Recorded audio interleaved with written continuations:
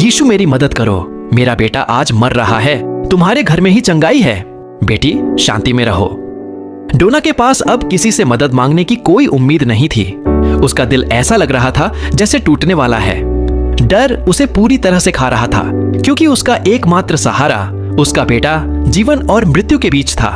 उसका बेटा जुआन थका हुआ घुटनों पर गिर पड़ा। आंसू बेहिसाब गिर रहे थे। जब उसने अपना चेहरा उठाया तो यीशु उसके सामने खड़े थे।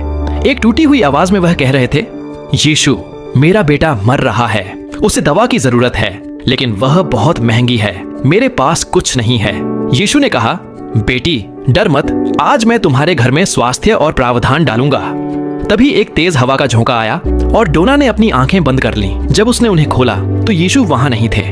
उसे यह यकीन नहीं हो रहा था कि यह सच था, लेकिन उसके अंदर कुछ जल रहा था, एक अजीब शांति, जैसे कोई उसे रास्ता दिखा रहा हो। वह सर्दी में भीगी हुई अपने बेटे के लिए दवा लाने के लिए निकल पड़ी। उस दिन जुआन बुखार से तप रहा था और डॉक्टर ने साफ कह दिया था कि यदि दवा नहीं मिली तो उसी दिन उसकी जान जा सकती थी। डोना के पास एक भी सिक्का नहीं था, लेकिन उसने अपनी आखिरी उम्मीद के रूप में एक कपड़े की थैली में एक सिक्का पकड़ रखा था।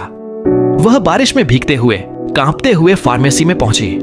वह काउंटर पर गई और बोली, मेरे बेटे को आज दवा चाहिए, वह मर सकता है, कृपया मेरी मदद करें। फार्मेसी के कर्मचारी ने उसे ऊपर से नीचे तक देखा और उस सिक्के पर हंसी उड़ाई, जो शायद एक मिठाई के लिए भी काफी नहीं था।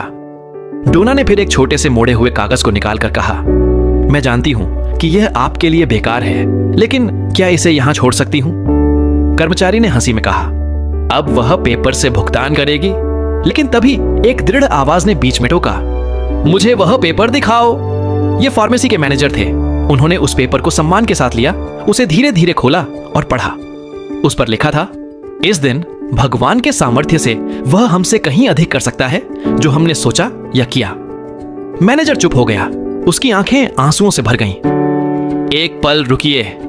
वह फार्मेसी के पिछले हिस्से में गए। कुछ मिनट बाद वह कई दवाइयों से भरी हुई बॉक्स के साथ वापस लौटे। यहां है सारा इलाज, आपको कुछ नहीं देना है, आपकी आस्था ने पहले ही इसका भुगतान कर दिया है। फिर उसने एक मोड़ा हुआ बिल डोना के हाथ में रखा और कहा, ईश्वर आपके बेटे की रक्षा करे। डोना ने उन दवाइयों को मजबूती से थामा। वह कुछ नहीं कह पाई, बस रोती रही।